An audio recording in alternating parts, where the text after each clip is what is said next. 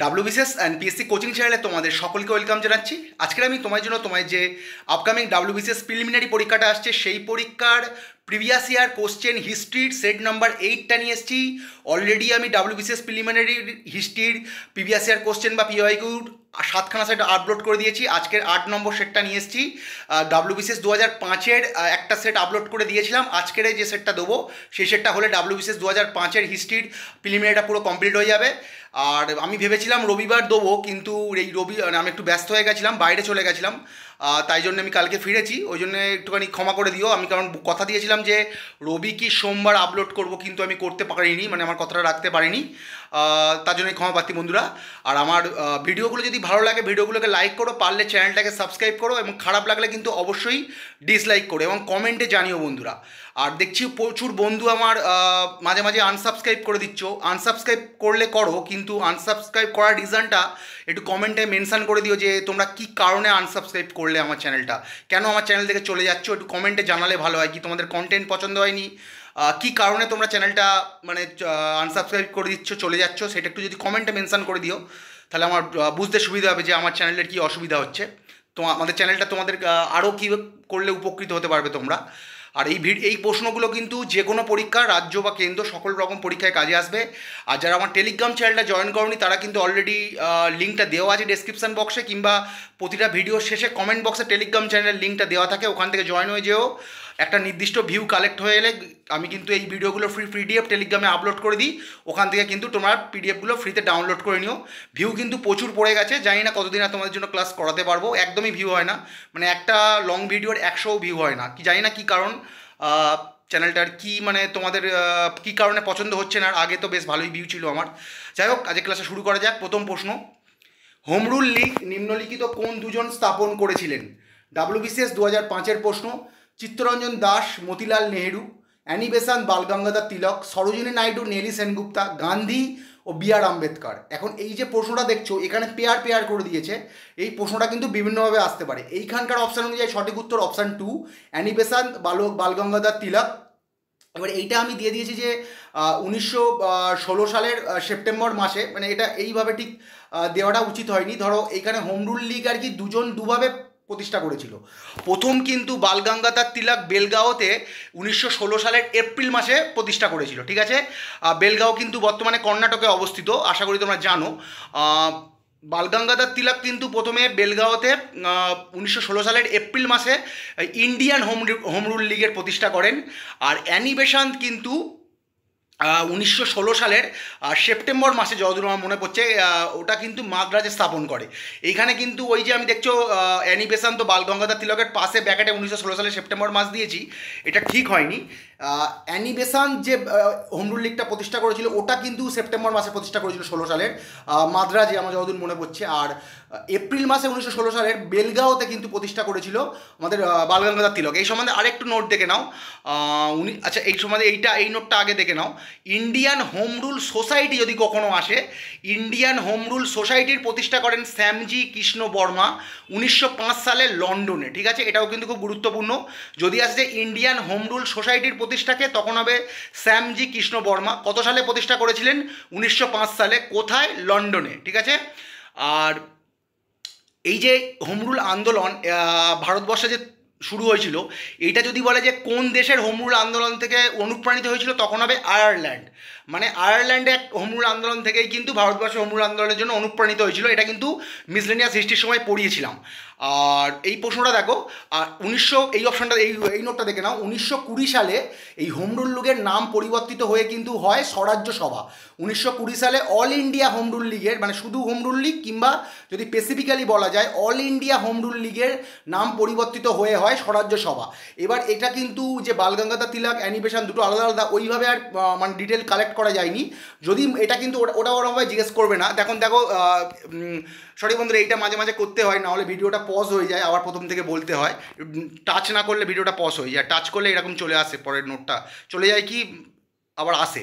আচ্ছা, যেটা বলছিলাম, এই যে অ্যানি বেসান্ত আর বাল গঙ্গাধর তিলক, এখানে দেখো একবার ডাইরেক্ট দিয়ে দিয়েছে হোম রুল লীগ মানে কে স্থাপন করেছিল, কিংবা ভারতে হোম রুল লীগের প্রতিষ্ঠা কে করেন। কিন্তু ওরা ওইভাবে আর কি আলাদা আলাদা করে আর বলেনি, আলাদা আলাদা করে আসতে পারে, ওই জন্য দিয়ে দিয়েছি নোটটা। আর যদি আসে তোমরা কিন্তু এইটাই জাস্ট মনে রাখো, all India home rule league কিংবা হোম রুল লিগের নাম পরিবর্তিত হয়ে ভবিষ্যতে কী রাখা হয়েছিল 1920 সালে স্বরাজ্য সভা, এবং এইটা খুব গুরুত্বপূর্ণ, যার সভাপতিত্ব করেন মহাত্মা গান্ধী। এটা কিন্তু আসতে পারে, দেখবে যে 4টে লিগ দিয়ে দিল যে এই লিগের সভাপতিত্ব কে করেছিলেন, তখন সঠিক উত্তর হবে মহাত্মা গান্ধী। দেখবে ওরা আবার তারই সালটাও দিয়ে দিল, কারণ মহাত্মা গান্ধী কংগ্রেসেরও একবার সভাপতিত্ব করেছেন তোমরা জানো।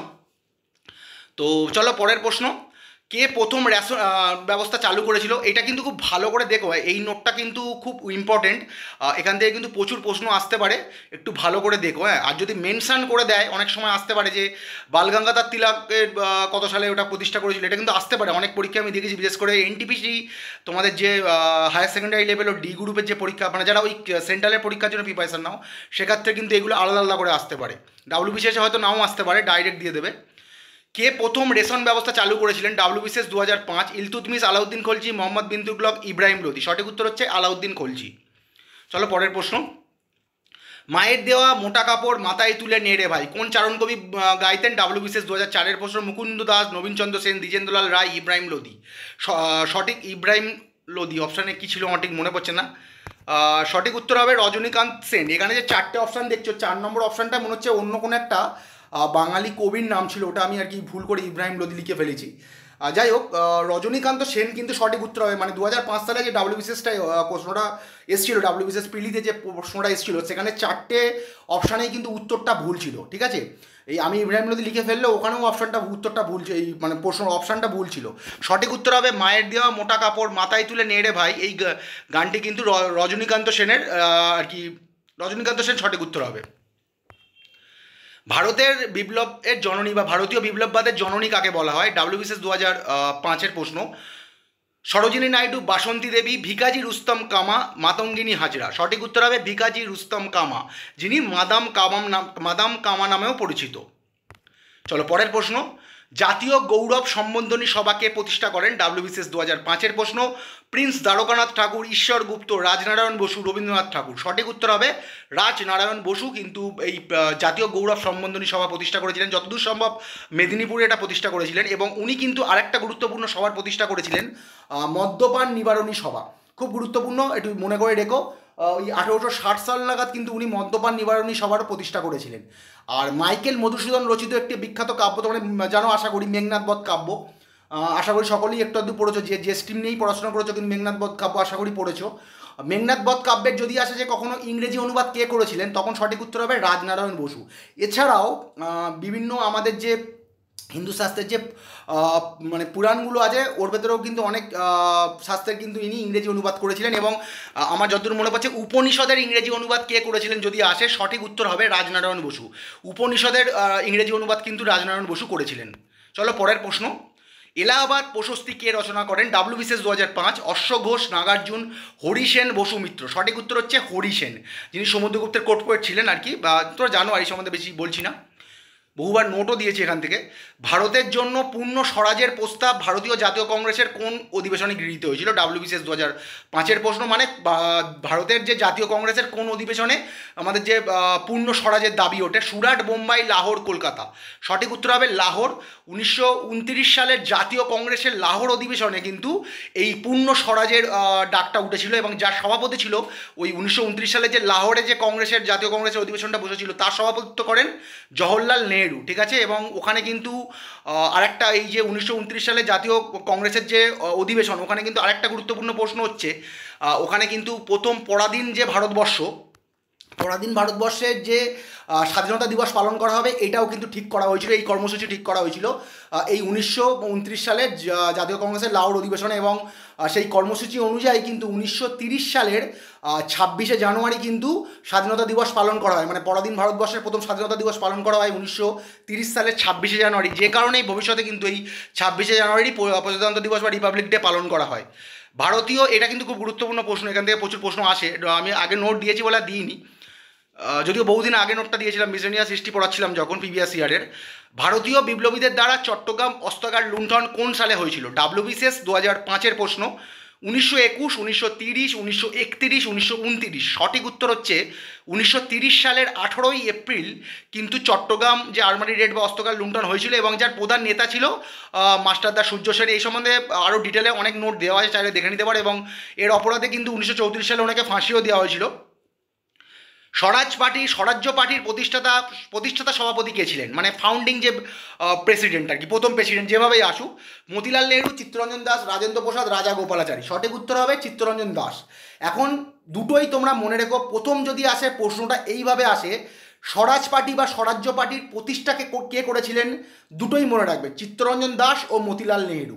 কারণ অপশানে হয়তো দেখলে যে চিত্তরঞ্জন দাস আছে কিংবা মতিলাল নেহরু নেই, কিংবা মতিলাল নেহরু আছে চিত্তরঞ্জন দাস নেই অন্য তিনটে অপশানের সঙ্গে। আর পেয়ার করেও থাকতে পারে, চিত্তরঞ্জন দাস, মতিলাল নেহরু, এরমভাবে যেরকম ওই হোম রুল লিগের বেলা দেখলে অ্যানিবেসান আর বালগঙ্গাধর তিলক, ওরমভাবেও আসতে পারে। আর যদি আসে যে স্বরাজ পার্টির প্রতিষ্ঠা কে করেন, চিত্তরঞ্জন দাস আর মতিলাল নেহরু। কত সালে, 1923 সালে। স্বরাজ্য পার্টির প্রতিষ্ঠাতা প্রথম যে সভাপতি, মানে এখানে বলতে আছে প্রতিষ্ঠাতা সভাপতি বা ফাউন্ডিং মেম্বার বা ফাউন্ডার মেম্বার বা প্রথম সভাপতি কে ছিলেন, ছিলেন হচ্ছে চিত্তরঞ্জন দাস। এবং যদি আসে প্রথম সেক্রেটারি কে ছিলেন, মতিলাল নেহরু। তাহলে আমাদের যে স্বরাজ পার্টির প্রথম সভাপতি ছিলেন চিত্তরঞ্জন দাস, সম্পাদক ছিলেন মতিলাল নেহরু। 1923 সালে কিন্তু পার্টিটার প্রতিষ্ঠা হয়। দুজনেরই নামই মনে রাখবে, মতিলাল নেহরু ও চিত্তরঞ্জন দাস। নিম্নোক্ত ব্যক্তিদের মধ্যে কে মিতাক্ষরা লিখেছিলেন, WBCS 2005-এর প্রশ্ন। ন্যায়চন্দ্র, গঙ্গাধর, বিলহান, বিজ্ঞানেশ্বর। সঠিক উত্তর হচ্ছে বিজ্ঞানেশ্বর, ঠিক আছে। আর এই যে মিতাক্ষরা, এই সম্বন্ধে এই প্রশ্নটাও আসে যে মিতাক্ষরা ধরো কী ধরনের গ্রন্থ, তোমাদের অপশানে দিয়ে দিয়েছে। যেমন তোমাদের এই বলছিলাম লীলাবতী, কী ধরনের গ্রন্থ আগের দিন পড়াচ্ছিলাম, ওই রকম আর কি। তাহলে দিয়ে দিল ধরো যেমন লীলাবতী, যেমন ম্যাথ রিলেটেড। হ্যাঁ, তা এইখানে ধরো যে এইটা হচ্ছে আমাদের উত্তরাধিকার সম্পর্কিত প্রাচীন হিন্দু আইনের বা হিন্দু শাস্ত্রের একটা গ্রন্থ। মানে উত্তরাধিকার কীভাবে নির্বাচন হবে, মানে উত্তরাধিকার মানে বুঝতে পারছো, মানে আমাদের যে প্রপার্টি ডিস্ট্রিবিউশন কীভাবে হবে সেই সম্পর্কিত একটা ল ছিল, হচ্ছে আমাদের হিন্দু ল ছিল আর কি। ওই সম্বন্ধেই কিন্তু লেখা আছে এই মিতাক্ষরা গ্রন্থে, যার রচয়িতা ছিলেন বিজ্ঞানেশ্বর, ঠিক আছে। এটা কিন্তু আসে পরীক্ষায়, ওই জন্যই বলা, ভালো করে মনে রেখো, এটা উত্তরাধিকার সম্পর্কিত প্রাচীন হিন্দু আইনের একটা গ্রন্থ। রাজরাজেশ্বরের মন্দিরটি কে তৈরি করেছিলেন, WBCS 2005-এর প্রশ্ন। প্রথম রাজেন্দ্র, প্রথম রাজরাজ, প্রথম রাজাধিরাজ, বীর রাজেন্দ্র। সঠিক উত্তর হবে প্রথম রাজরাজ, ঠিক আছে। চোল বংশের একজন শাসক, প্রথম রাজেন্দ্র চোলেরই পিতা ছিলেন, যতদূর আমার মনে পড়ছে প্রথম রাজরাজ। উনি কিন্তু তাঞ্জোরে রাজরাজেশ্বরের মন্দিরটি নির্মাণ করেন, যতদূর সম্ভব তাঞ্জোরেই নির্মাণ করেছিলেন, তোমরা চেক করে নিও একটু। জালিয়ানওয়ালাবাগ হত্যাকাণ্ড কোন সালে ঘটেছিল, WBCS 2005-এর প্রশ্ন। 1919, 1918, 1909, 1908, ঠিক আছে।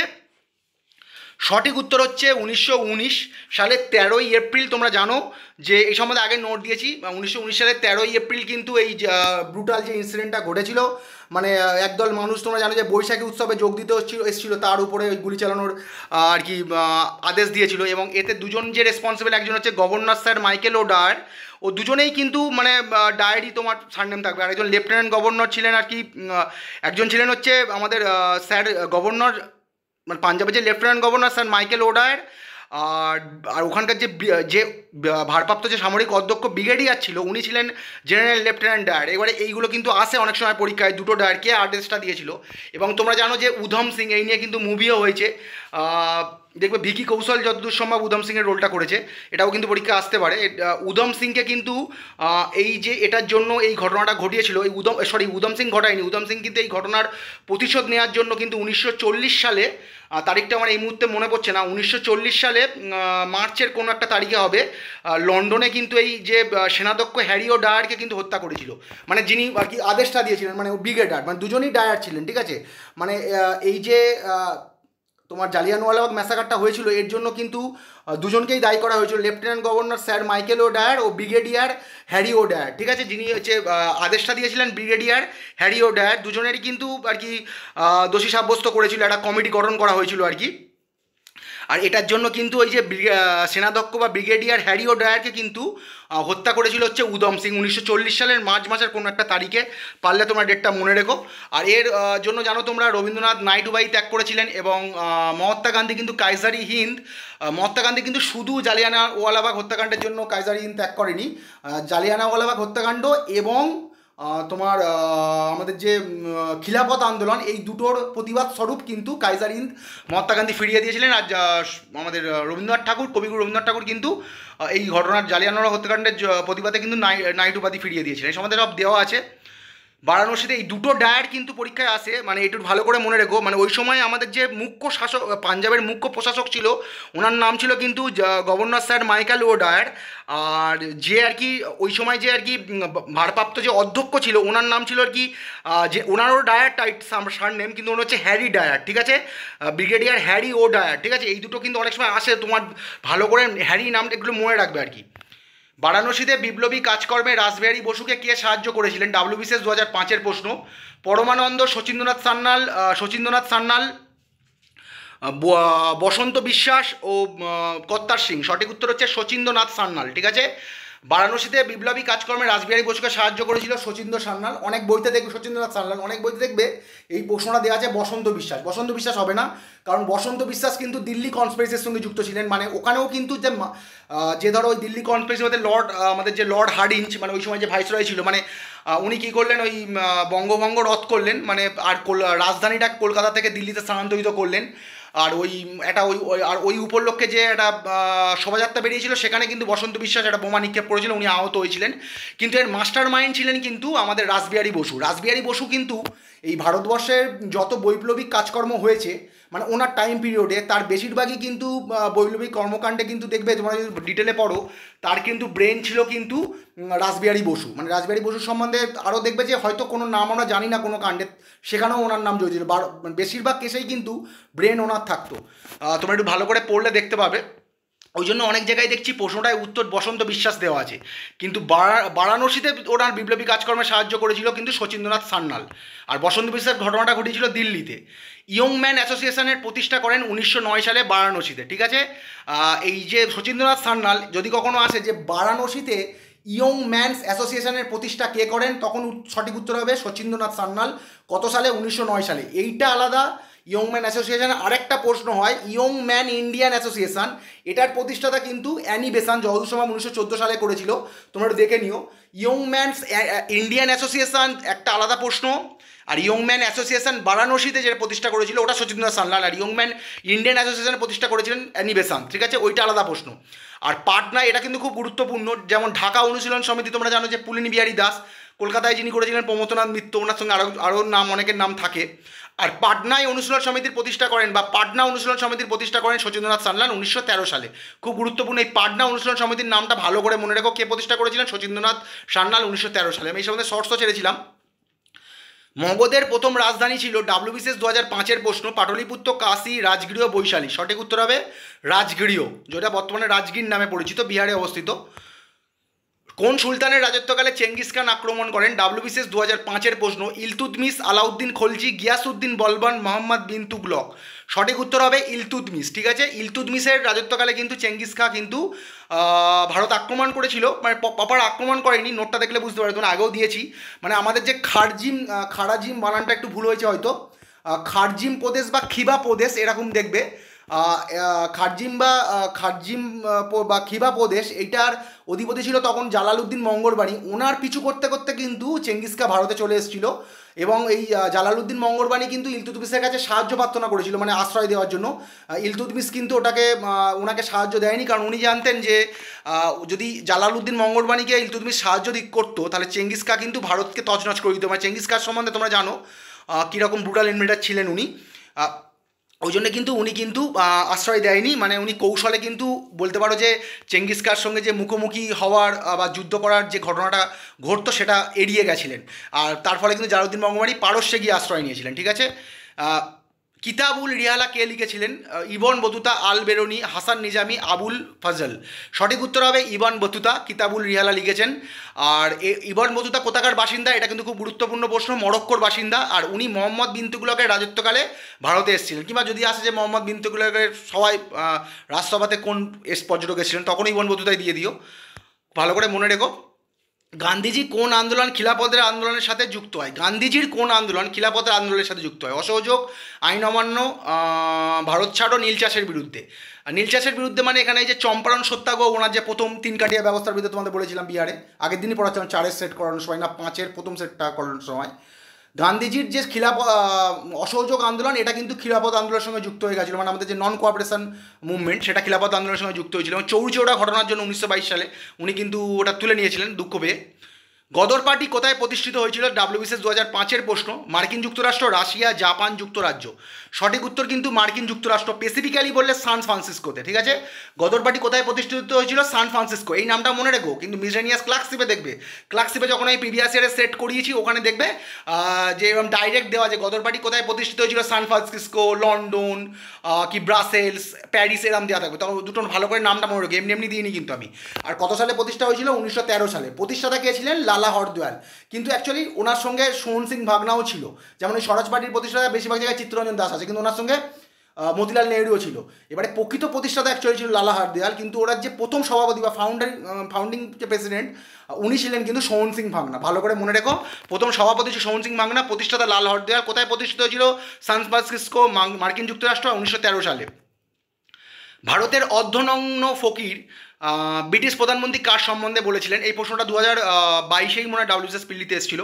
গান্ধীজি, তেজ বাহাদুর সপ্রু, বি.আর. আম্বেদকর, মোহাম্মদ আলী। সঠিক উত্তর হবে গান্ধীজির সম্বন্ধে বলেছিলেন।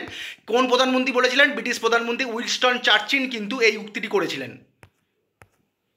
অমৃতবাজার পত্রিকা কে প্রতিষ্ঠা করেন? ডাব্লিউবিসিএস 2005-এর প্রশ্ন। সুরেন্দ্রনাথ ব্যানার্জি, বারিন্দ ঘোষ, কৃষ্ণকুমার মিত্র, শিশির কুমার ঘোষ। সঠিক উত্তর হচ্ছে শিশির কুমার ঘোষ। এবং ওনার ভাতাও কিন্তু এই প্রতিষ্ঠার সময় ওনার সহকারী ছিলেন মতিলাল ঘোষ। ঠিক আছে, শিশির কুমার ঘোষ ও মতিলাল ঘোষ 1868 সালে কিন্তু এই অমৃতবাজার পত্রিকা প্রতিষ্ঠা করেছিলেন, যেটা কিন্তু 1991 সাল অবধি এক্সিস্ট করতো। 1991 সালের পর কিন্তু এটা বন্ধ হয়ে গেছে অমৃতবাজার পত্রিকা। মতিলাল ঘোষ নামটা মনে রেখে, অনেক সময় দিয়েই দিল যে শিশির কুমার ঘোষের সঙ্গে আর কে ছিলেন তার সহকারী প্রতিষ্ঠাতা হিসাবে। শিক্ষা অপেক্ষা করতে পারে কিন্তু স্বরাজ নয়, কে বলেছিলেন? ডাব্লিউবিসিএস 2005-এর প্রশ্ন। চিত্তরঞ্জন দাস, গান্ধীজি, বাল গঙ্গাধর তিলক, রাজা গোপালাচারী। আমার যে ইনফরমেশান অনুযায়ী আমি যা বইপত্র ঘেঁটেছি, সঠিক উত্তর হবে চিত্তরঞ্জন দাস। তোমাদের যদি কোনো ডাউট থাকে তোমরা কমেন্টে মেনশন করতে পারো, কিংবা তোমাদের যদি এর থেকে বেটার আনসার জানা থাকে তোমরা কিন্তু কমেন্টে বলে দিও, ভুল হতেই পারে আমার, ঠিক আছে, আগে থেকেই বলে দিলাম। শিক্ষা অপেক্ষা করতে পারে কিন্তু স্বরাজ নয়, কে বলেছিলেন? চিত্তরঞ্জন দাস বা দেশবন্ধু চিত্তরঞ্জন দাস। তালিকোটা যুদ্ধ কোন বছর হয়েছিল? 1556, 1565, 1571, 1581। ঠিক আছে, এক মিনিট বন্ধুরা, সঠিক উত্তর হবে 1565 সালের 23শে জানুয়ারি। কিন্তু ডেটটাও মনে রেখো পারলে, 1565 সালে 23শে জানুয়ারি কিন্তু তালিকোটা যুদ্ধ হয়েছিল। এই সম্বন্ধে প্রচুর নোট দিয়ে রেখেছিলাম। আর কার সঙ্গে হয়েছিল? বিজয়নগরে তখন তুলুক বংশ রাজত্ব করছিল। মানে তোমরা জানো যে তুলুক বংশের তথা বিজয়নগরের শ্রেষ্ঠ রাজা ছিলেন কৃষ্ণদেব রায়।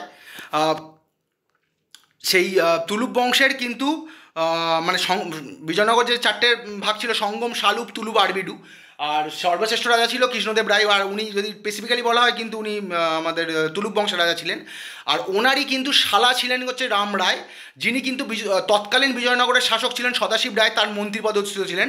মানে এই যে দেখে তালিকোটা যুদ্ধ যখন হয় তখন কিন্তু বিজয়নগরের শাসক ছিল সদাশিব রায়, কিন্তু যে পুরো যে রাজ্যের যে চাবিকাঠিটা ছিল কিন্তু বিজয়নগর সাম্রাজ্যের, সেটা কিন্তু ওনার মন্ত্রী রাম রায়ের হাতে। আর রাম রায় ছিল সম্পর্কে কৃষ্ণদেব রায়ের শ্যালক। আর কার সঙ্গে কার হয়েছিল? আর বাহুমণি সাম্রাজ্যের সঙ্গে বিজয়নগর সাম্রাজ্যের হয়ে নেতৃত্ব দিয়েছিলেন সদাশিব রায়ের মন্ত্রী রাম রায়। এবং আর বাহুমণি সাম্রাজ্যের হয়ে নেতৃত্ব দিয়েছিলেন আদিল শাহ। ঠিক আছে, বাহুমণি সাম্রাজ্যের নেতৃত্ব দিয়েছিলেন আদিল শাহ। ঠিক আছে, আর এই তোমরা জানো যে 5টা রাজ্য নিয়ে হচ্ছে বাহুমণি সাম্রাজ্য: বিজাপুর, গোলকুন্ডা, আহমেদনগর, বিদর ও বেড়ার। এটা তো জানো যে প্রশ্নে আসে যে এই 4টে রাজ্য কিন্তু অংশগ্রহণ করেছিল, বিজাপুর, গোলকুন্ডা, আহমেদনগর, বিদর। যদি আসে যে কোন রাজ্য, মানে বাহুমণি সাম্রাজ্যের কোন রাজ্য কিন্তু অংশগ্রহণ করেনি, বেড়ার অংশগ্রহণ করেনি। কিংবা মানে তোমাদের 5টাই মনে রাখতে হবে, বিভিন্নভাবে দিয়ে দিতে পারে, যে 3টে অজানা দিয়ে আর একটা দিয়ে দিল যে কোনটা অংশগ্রহণ করেছে। ঠিক আছে, বেড়ার অংশগ্রহণ করেনি, বাকি 4টা অংশগ্রহণ করেছিল। এবং রামরায়ের গলা কেটে দিয়ে ঝুলিয়ে রেখেছিল। দেখবে তোমরা বিজয়নগরের হিরেটা শুনলেও দেখবে অডিও স্টোরি তোমরা জানতে পেরে যাবে। প্রখ্যাত লেখক সুনীল গঙ্গোপাধ্যায়ের লেখা, কাকাবাবু সিরিজের আর কি। আমার দেশকে ভালোবাসা যদি অপরাধ হয় তবে আমি অপরাধী, কে বলেছিলেন? ডাব্লিউবিসিএস 2005-এর প্রশ্ন। চিত্তরঞ্জন দাস, শ্রী অরবিন্দ, উপেন্দ্রনাথ গাঙ্গুলি, ব্রহ্মবান্ধব উপাধ্যায়। সঠিক উত্তর হবে চিত্তরঞ্জন দাস। এটাও কিন্তু বলছি আমার নলেজ অনুযায়ী আমি দিয়েছি, আমি যা বইপত্র ঘেটেছি, চিত্তরঞ্জন দাস হবে। যেমন ওই যে আগের প্রশ্নটা দেখছো, ওটা অনেক জায়গায় দেখাচ্ছে বালগঙ্গাধর তিলক, কিংবা অনেক জায়গায় দেখাচ্ছে যে শিক্ষা অপেক্ষা করতে পারে কিন্তু স্বরাজ নয়, অনেক জায়গায় দেখাচ্ছে যে মহাত্মা গান্ধী, কিন্তু আমি চিত্তরঞ্জন দাসই দিয়েছি আমার মানে যতটুকু আমার কালেকশান।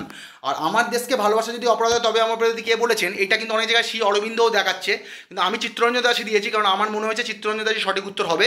তোমাদের যদি কোনো ডাউট থাকে মনে, তোমরা কিন্তু কমেন্টে মেনশন করে দিও। দিল্লি আইনসভা ভবনে বোমা নিক্ষেপে ভগৎ সিংয়ের সহযোগী কে ছিলেন? মানে দিল্লি আইনসভা ভবনে বোমা নিক্ষেপে ভগৎ সিংয়ের সহযোগী ছিলেন কোন বিপ্লবী? ডাব্লিউবিসিএস 2005-এর প্রশ্ন। সুখদেব, রাজগুরু, চন্দ্রশেখর আজাদ, বটুকেশ্বর দত্ত। 2004-এর সেটটা করার সময় মেনশন করে দিয়েছি, এই সম্বন্ধে বেশি বলবো না। বটুকেশ্বর দত্ত কিন্তু ভগৎ সিংয়ের সহকারী ছিলেন যখন বোমাটা নিক্ষেপ হয়। জাপ্তি প্রথা কে প্রবর্তন করেন? ডাব্লিউবিসিএস 2004-এর প্রশ্ন। ডাব্লিউবিসিএস 2004-এর প্রশ্ন। বাবর, হুমায়ুন, আকবর, শাহজাহান। সঠিক উত্তর হবে আকবর। আচ্ছা, যদি এখানে এইভাবে না থেকে যদি আসতো জাপ্তি প্রথা কে প্রবর্তন করেন, মানে বাবর হুমায়ুন এইভাবে না থেকে অন্যভাবে থাকতো, যে বীরবল, টোডরমল এইভাবে থাকতো, তখন সঠিক উত্তর হতো রাজা টোডরমল, যিনি কিন্তু আকবরের ফাইন্যান্স মিনিস্টার বা অর্থমন্ত্রী ছিলেন। এটা কিন্তু ওনারই মস্তিষ্ক পোষিত এই জাপ্তি প্রথাটা। ওনার সঙ্গে হয়তো আরও একজনের নাম অনেক সময় করা হয়, যেমন মুজাফফর খাঁর নামও করা হয়, কিন্তু পরীক্ষাতে টোডরমলটাই আসে। আর এই জাপ্তি প্রথা কিন্তু দশলা ব্যবস্থা নামেও পরিচিত, ঠিক আছে? মানে ওই সময় কিন্তু, মানে ওই আকবরের যে টাইম পিরিয়ড, ওই সময় কিন্তু 3 রকমের ভূমি রাজস্ব ছিল, মানে ল্যান্ড ট্যাক্স, 3 রকমের ল্যান্ড ট্যাক্স ছিল। একটা হচ্ছে জাপ্তি বা দশলা, কি আরেকটা হচ্ছে গল্লা বক্স, আরেকটা হচ্ছে নাশক। আচ্ছা, এই সম্বন্ধে আরেকটু জেনে নাও, এটা কিন্তু মিসলেনিয়াসে এই সম্বন্ধে প্রশ্ন এসেছিল, ওই জন্য ওখানে পড়িয়েছিলাম, এখানে হালকা দিয়ে দিলাম। এই জাপ্তি প্রথার কিন্তু আবার জাপ্তি প্রথার 4টে আর কি, মানে জাপ্তি প্রথাটা কি? জাপ্তি প্রথাটা হচ্ছে, বা দশলা ব্যবস্থাটা হচ্ছে, বা দশলা প্রথা বা দশলা ব্যবস্থা বা জাপ্তি প্রথাটা কি? এটা হচ্ছে একটা এমন ব্যবস্থা যেটা অনুযায়ী জমির উর্বরতাটাকে মানে মাপা হতো। এই জাপ্তি প্রথা অনুসারে জমির উর্বরতা অনুযায়ী জমিতে উপরোক্ত 4 ভাগে ভাগ করা হয়েছে। দেখো, পোলাশ, পড়ৌতি, চাচর, বাঞ্জার, ঠিক আছে? পোলাশ, পড়ৌতি, চাচর, বাঞ্জার। পোলাশটা সব থেকে ভালো জমি, যেখানে সবসময় চাষ হতো সারা বছর। পড়ৌতিটা কি? যেখানে কিছুক্ষণ চাষ হলো কিছুকাল, তারপরে আবার ফেলে রাখা হতো। আর চাচরটা কি? যে জমিতে 3-4 বছরের জন্য আর কি ফেলে রাখা হতো, তারপর চাষ করা হতো। আর সব থেকে খারাপ জমি কিন্তু ছিল বাঞ্জার, ঠিক আছে? যেখানে 5 বছর কি তার থেকেও বেশিকাল জমি ফেলে রাখা হতো। এইবার তোমাদের এটা দেওয়ার কারণ এটাই, এই পোলাজ, পরবর্তী, চাচর, বাঞ্জার এইভাবে দিয়ে দিতে পারে। দিয়ে দিল যে জাপ্তি প্রথা অনুযায়ী কোন ধরনের জমি সব থেকে উৎকৃষ্ট ছিল, তোমাদের ঠিক করতে হবে। সাজিয়ে দিয়েছে 4টে। সঠিক উত্তর হবে পোলাজ। কোনটা সব থেকে খারাপ জমি ছিল? সঠিক উত্তর হবে বাঞ্জার। এইরকম আর কি তোমাদের দিতে হবে, মানে এইরকমভাবে প্রশ্ন এসেছিল মিসলেনিয়াসে। দ্বিজাতি তত্ত্বের জনক কাকে বলা হয়? ডাব্লিউবিসিএস 2005-এর প্রশ্ন। Sir Syed Ahmed Khan, M O Jinnah, Mohammad Iqbal, Fazlul হক। সঠিক উত্তর হবে স্যার সৈয়দ আহমেদ খান। সৈয়দ আহমেদ খান প্রচুর নোট দিয়েছি, যেমন অ্যাংলো ওরিয়েন্টাল কলেজ, যেটা আলিগড় বিশ্ববিদ্যালয় বর্তমানে, এর দিইনি নোট আমি বেশি, প্রচুর নোট দেওয়া যায়। আর দ্বিজাতি তত্ত্বের জনক অনেক জায়গায় দেখবে মানে এই দ্বিতীয় অপশান মোহাম্মদ আলী জিন্না দেওয়া আছে, ওটা সঠিক উত্তর হবে না, ওটা কিন্তু আলাদা প্রশ্ন। উনি কোন অধিবেশনে দ্বিজাতি তত্ত্বের কথা বলেছিলেন? সেটা হবে 1940 সালে যে মুসলিম লীগের করাচি অধিবেশন, ওখানে কিন্তু ওই কথাটা তুলেছিলেন মোহাম্মদ আলী জিন্না, কিন্তু জনক ছিল কিন্তু স্যার সৈয়দ আহমেদ খান। ভারতীয় জাতীয় কংগ্রেসের প্রথম প্রেসিডেন্ট কে ছিলেন? ডাব্লিউবিসিএস 2005-এর প্রশ্ন। ও হিউম বা অ্যালান অক্টাভেন হিউম, জানো, জাতীয় কংগ্রেসের প্রতিষ্ঠাতা। সুরেন্দ্রনাথ ব্যানার্জি, উমেশচন্দ্র ব্যানার্জি, দাদাভাই নৌরোজি। সঠিক উত্তর হচ্ছে উমেশচন্দ্র ব্যানার্জি, জাতীয় কংগ্রেসের প্রথম সভাপতি ছিল। জাতীয় কংগ্রেসের সমস্ত নোট দেওয়া আছে, চাইলে দেখে নিতে পারো পুরনো যে ক্লাসগুলো কিংবা শর্টসগুলো। 1885 সালের যে বোম্বাই অধিবেশন, মানে প্রথম অধিবেশনে উনি সভাপতিত্ব করেছিলেন। তো চলো বন্ধুরা, 2005 কিন্তু শেষ করে দিলাম। কোনো প্রশ্নে যদি ডাউট থাকে বা ভুল থাকে তোমরা আমার কমেন্টে মেনশন করো। তো চলো বন্ধুরা, good day and good bye and good night, ভালো থেকো।